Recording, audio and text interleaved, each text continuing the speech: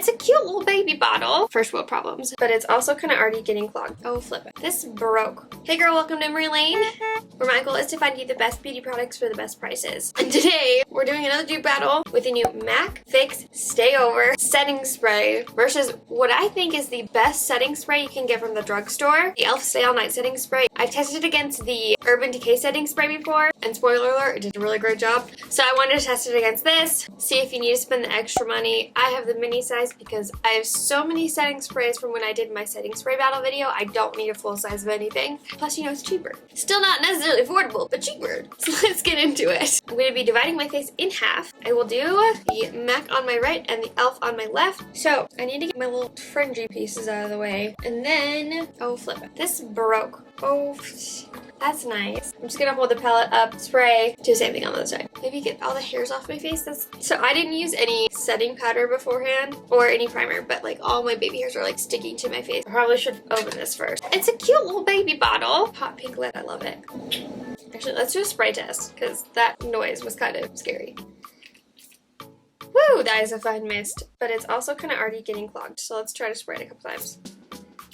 There we go. Gotta prime it. Starting off with the MAC so we can get like a baseline. The MAC Fix Plus Stay Over Setting Spray is an alcohol-free hydrating setting spray that makes your makeup last for up to 16 hours while also delivering protection and pollution from blue light. It does that because it's formulated with antioxidants. 93 says their skin looked hydrated immediately. How? Okay. 92 says that it overall helps makeup look fresher all day. It's good. 94% says it helps foundation color stays true throughout all day. That's nice. It's weightless, hydrating, transfer resistant, features a very fine mist pump, and the consumer testing was done on 122 women over a week of product use. There you go. The full size is $33, and I believe the mini is $18, but I will correct myself on the screen if I'm wrong. Oh, and the mini is 1 fluid ounce. This is like it's a decent size. It's expensive. This is a decent size. I also like to, you know, let it dry for a minute, but when it's like almost dry, take a sponge and just like pat everything in to like really lock things in. This is a very nice mister. I never tried the original like MAC Fix Plus because I don't know why, I just haven't. But if the sprayer is anything like this one, I'm very impressed. It's very, very nice. Moving on to the e.l.f. e.l.f. Stay All Night Setting Spray is a lightweight mist that sets your makeup up to 16 hours. Again, same. Infused with cucumber fruit extract and aloe to help hydrate and soothe your skin. Features a microfine setting mister for the ultimate coverage and easy application. If you saw my first review of this a million years ago, you know that the mister was messed up. Like,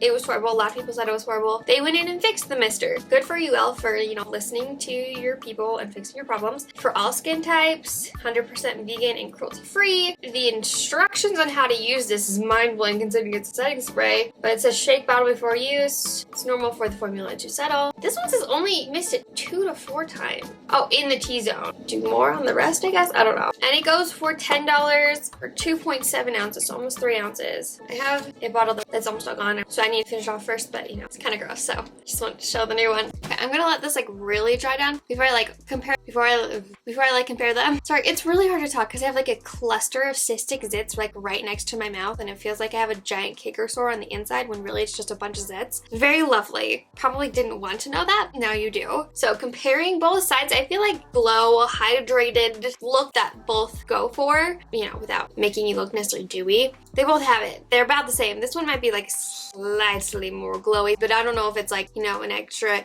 $8 to $23 worth more glowy. Does that make sense? The texture of my skin looks the same. It didn't really change that much because setting spray, I don't expect it to change a ton. Makes my makeup look great though. Not complaining at all. I would say the biggest difference right now is the sprayer. The sprayer is very good. Not that this one's bad. Like I said, they updated it, they improved it. It's a lot better, but this feels really good for the most part. I used makeup that I knew wouldn't necessarily last on its own. Like, it needs a little boost. It's not horrible by any means. Like, I love all this makeup, but it needs help. Minus the blush I'm wearing. The blush does pretty good on some, but I'm using it for a TikTok video, so exception to the rule. Everything else needs a little bit of help. We'll see what happens now. I'm gonna go about my day. I'm gonna do a check-in halfway throughout the day on natural lighting, see what's really happening. It's currently 11:53. You think even when I get up like an hour or two earlier, I'd be able to be ready ready before noon. Stuff always happens. It's just my life. It's fine. We're going to be testing this out for at least 12 hours. Maybe a little longer. We'll see. But I will see you in just a second.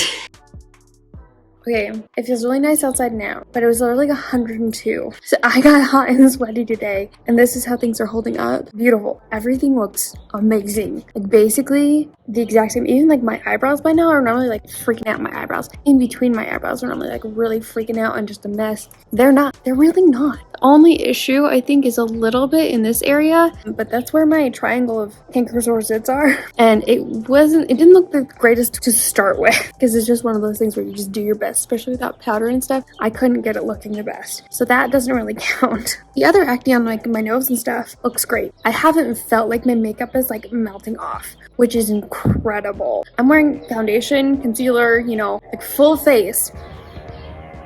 We're gonna ignore that. And normally when it's over 100 degrees outside, and yes, I've been outside today, it wasn't just in the house, multiple times, your face melts off, or at least it feels like it. That's not the case. It looks so good. Oh, I am impressed with both. I really think they look the exact same so far, but we'll see what it looks like by the end of the day, because we still have another about 6 hours, so hold on.